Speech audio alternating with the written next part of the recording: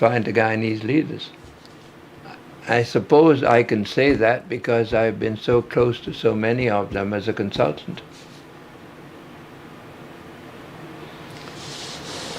We are going to address the young people now who don't know about what happened in the 70s and 80s. Mr. Nascimento, your very candid and profound reflection on Forbes Burnham. Forbes Burnham perhaps had the most powerful intellect of every president we've had so far, if not of every Caribbean leader. He was a profound thinker. He was a Churchillian speaker. He had an elephant-like memory of people and places and information. He had all the makings of a great and powerful leader. He led our country at an extremely difficult time. A time which was totally different to the circumstances which challenge our country today. We were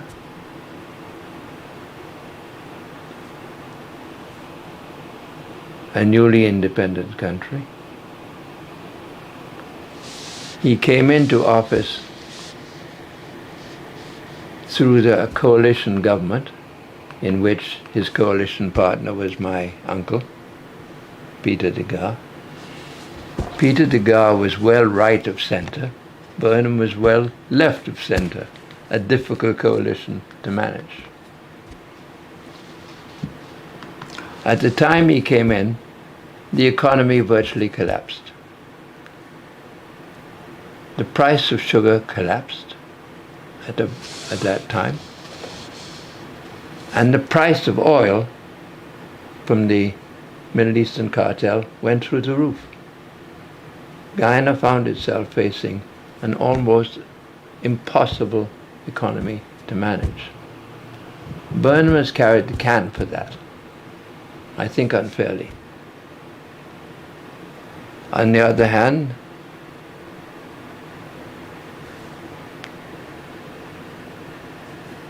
as time grew on, and this is often the case, as I've said with many leaders, he became intolerant of opposition. But one thing I will put my head on a block on, which may surprise many who are listening: Burnham was not a racist. He was not anti-Indian. And he did nothing deliberately to hurt Indians.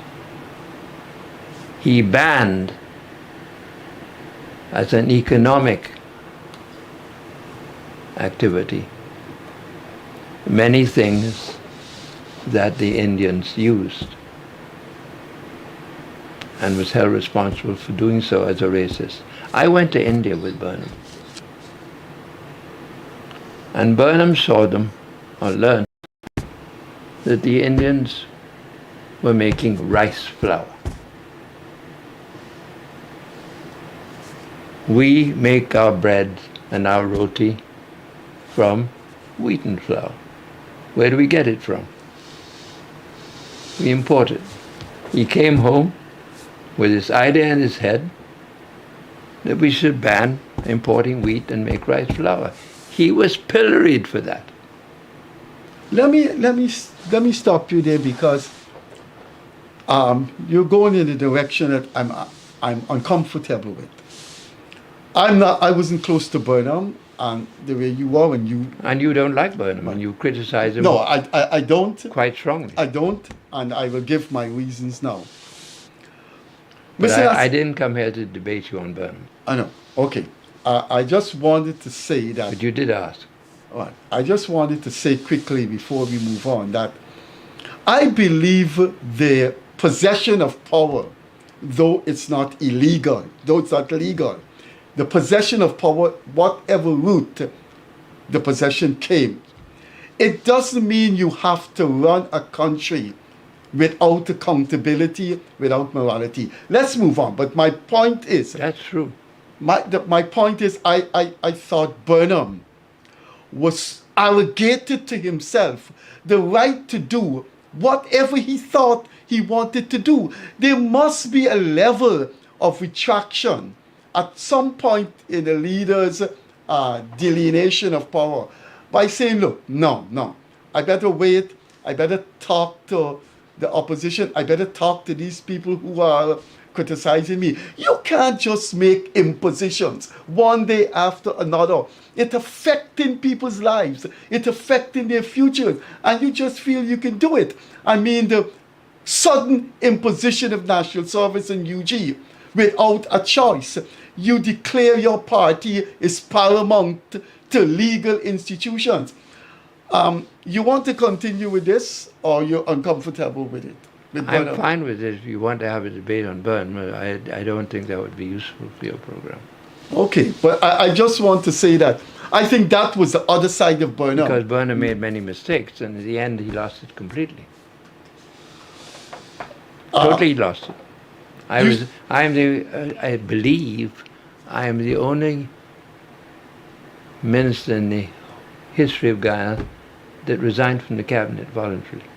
And I resigned from Burnham's cabinet. Well, that's good to know. The only minister that, the first minister that voluntarily resigned from Burnham's cabinet. From any cabinet.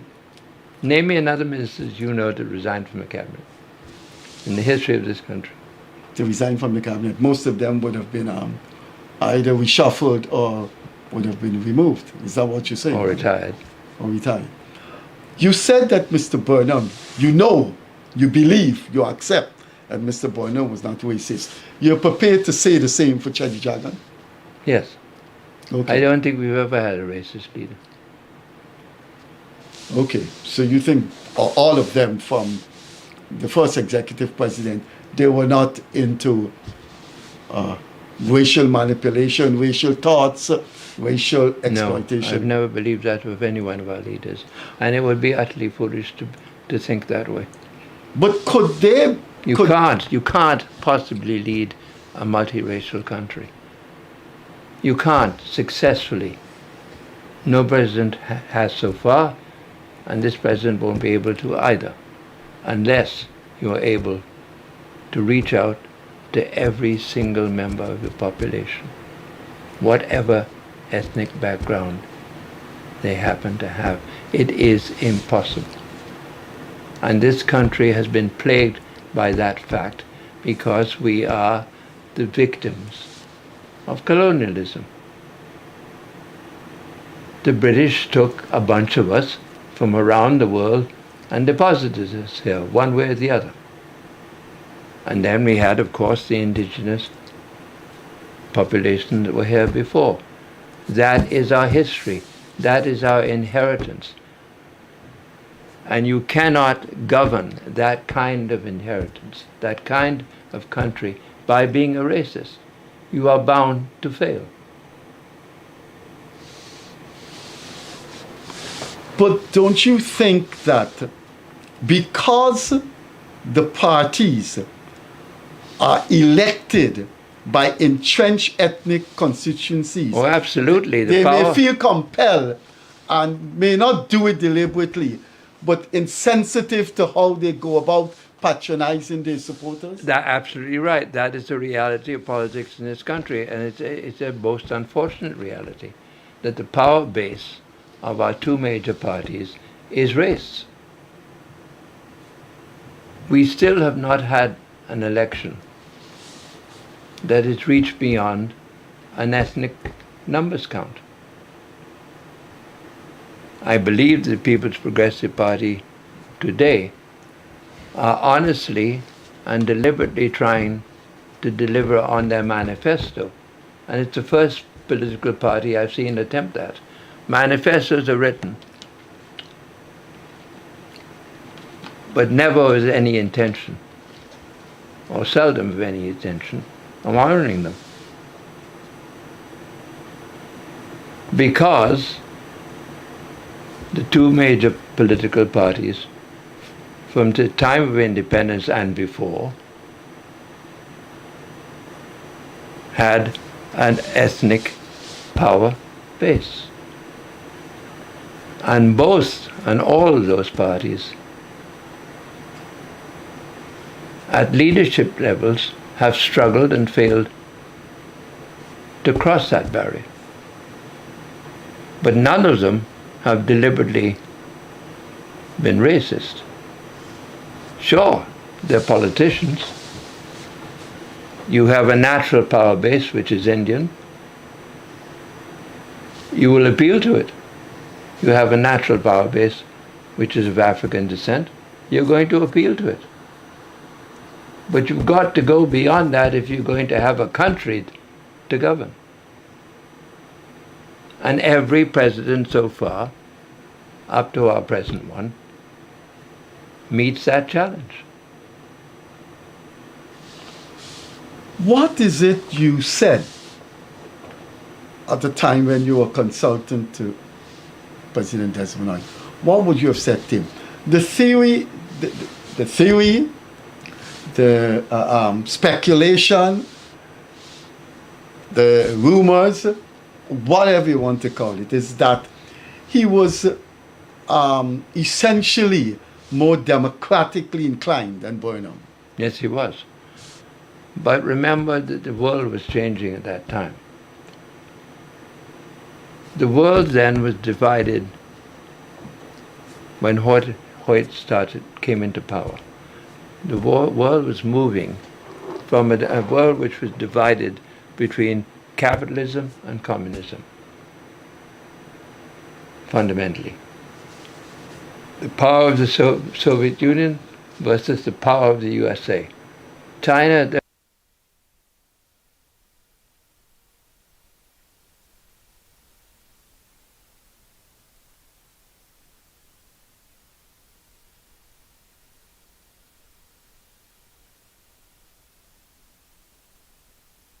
Another Cuba.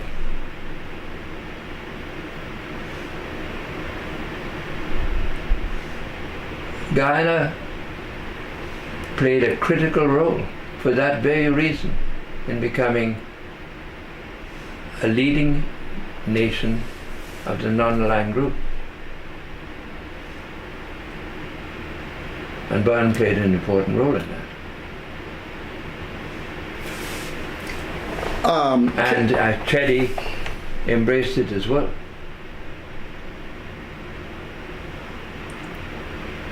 But you've got to go back to when we were, before we became independent, to understand why that division, that power base took place. Let's remember, Chetty and Burnham were like that. That's how it started. Why? Circumstances within the party at the time divided them. And there were ideological circumstances which drove them apart, and as most politicians would do, they looked for their power base, which was naturally ethnic.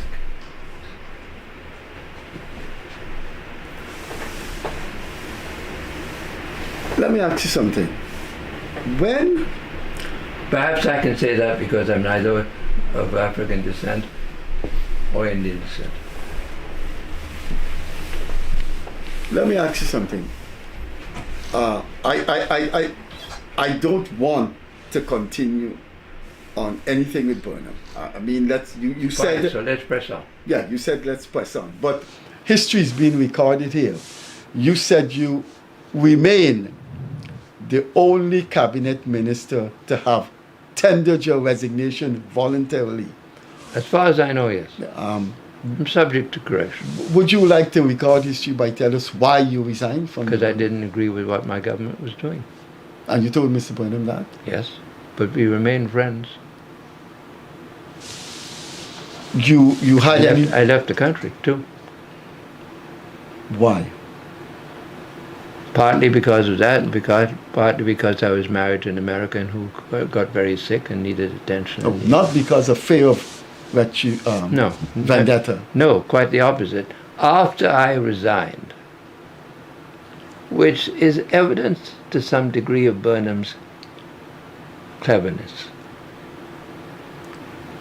Burnham made me, and I think again I'm the only one, an honorary minister, and gave me diplomatic status in exchange for my working for Guyana for free at UNESCO. What's the So we remained friends.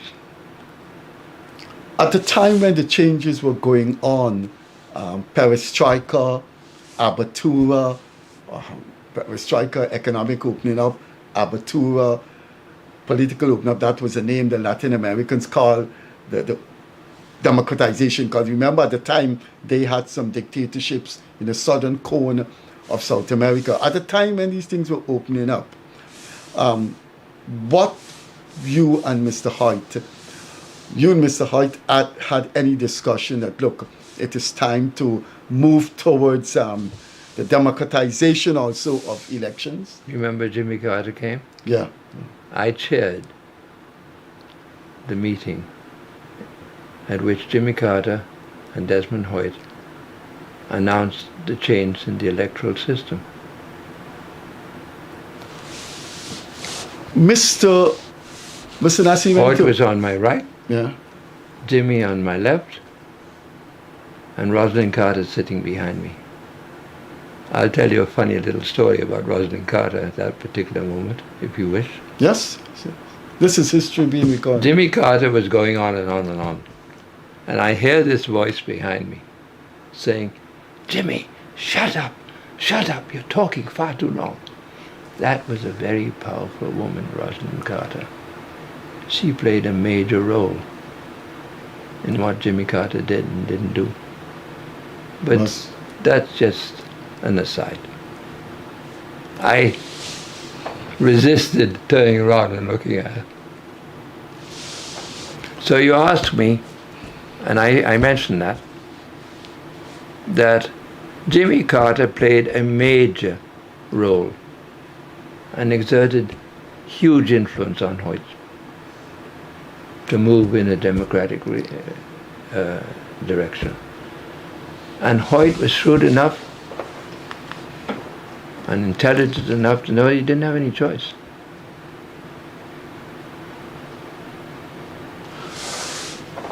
Mr. Nascimento, you've had a long association. I don't know why I'm not taking the liberty of calling you Kit. Please do. But I don't want to. There's so many questions that I don't want to get into the lighter side. But just quickly before we go back to the serious side, why do they call you Kit so long? What is Kit? You carry the Kit around? No, Kit is short for Christopher. It's actually a legitimate short name for Christopher instead of Chris. I thought Chris. My mother called me Kit when I was born because the hero of a favorite novel she had was Christopher, but in the novel he was called Kit. So Kit has been my legitimate short for Christopher ever since I was born. If I believe there's only one autobiography that could compete with yours, it would be Barajat Diou, because he was such a colorful, controversial, daring president. I think people would be enticed by that biography. This guy who ruled, only Burnham ruled longer. But I think he's the only autobiography, his work, that would challenge yours. If you sit down to write your autobiography... That's very flattering of you, Freddie. No, I mean, I was a little boy in short pants when you were in the front page of the newspapers. Freddie, let me tell you this. Are you going to write your I'm autobiography? under lots of pressure to write it. My wife, who sits across there, yeah, she's looking at this right now. puts a lot of pressure on me to write it. Freddie, if I were to write a truthful, an honest biography, I would get so many people into trouble in this country. No, but some of those people are not alive anymore. Doesn't matter. I have a family who will inherit, live long after me. I don't want to endanger them. But the other reason is, let me be honest, I remain, you said so at the very beginning, a working person.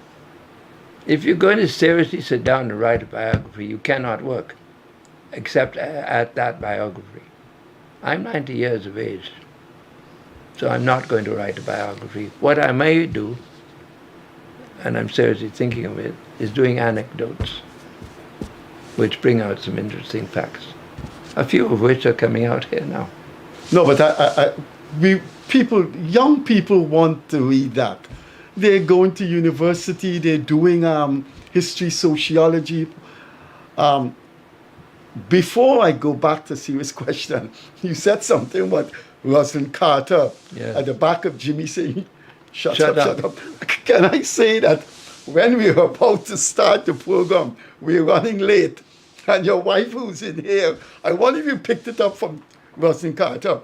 When your wife was playing with her smartphone, you said, keep quiet. Because we were about to start a studio so interview. You probably picked that up decades ago from what Rosalind.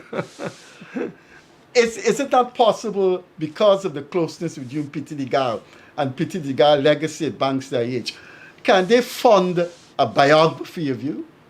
Money is not the reason. And I wouldn't ask for it. I've actually been offered by 2 prominent citizens of this country to fund the biography. Yes. So money is not the reason. The reason is my laziness, if you want to put it that way, and the fact that I'm too busy living. I live an active life. I know, you're 90 and you don't slow down. You know, one of the things I like about you is that you're never afraid to take on challenges even though you know the criticism coming. Let me give you an example. This is now close to my heart. And when the idea of interviewing you came, when Jonathan Yearwood said that you were racially abused in the elections. But I wanted to interview you. I had lined you up as a guest because of a letter I saw you wrote in the Starbuck News. And Mr. Kit, when I read this letter, I said, this is Freddie Kissoon. I know the letter you're talking about. Yeah, no, Mr. Nascimento. Do you know, I'm going to tell the viewers what the letter is about. Kit, what you said in that letter, very, very, very few people want to say.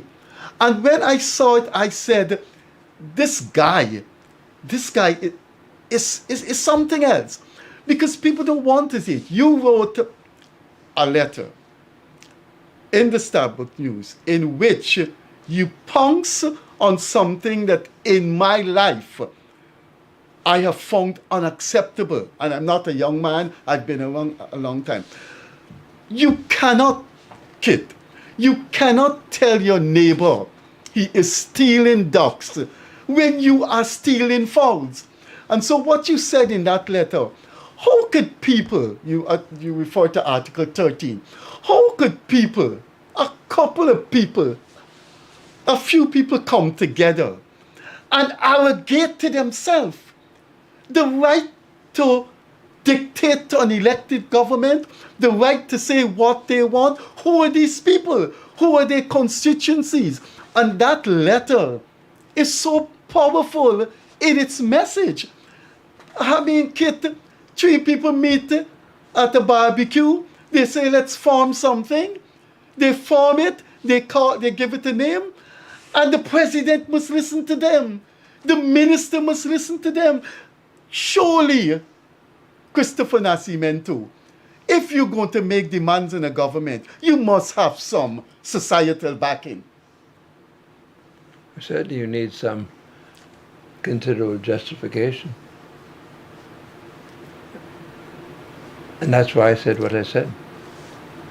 But actually, I didn't think you were going to refer to that. I thought you were going to refer to something else. Oh, well, tell me what I missed out. I've been very critical of those persons who've come out of the woodwork and criticized everything they can possibly think of when they remained totally silent when the country democracy. Now. I was coming to that. Because from the Article 13, I was coming. I find those persons despicable, I find them hypocritical, and I find them intellectually flawed. Well, you because of your background, you're using very mild terms. I would use harsher adjectives. Kit, how could the Guyana Human Rights Association fly all around this country asking for Argentina forensic expert to come to examine how those two cousins were killed in Cotton Tree in August 2020? And just before that, the country was on the brink of extinction, and the Guyana Human Rights Association said nothing. During that time, They actually did say something once. once, Yes, once. I once saw a movie when I was small, and once is not enough. True. But To be fair to them. Mr. Nassi, Kit, there is a column. There is a But weekly. the others said nothing.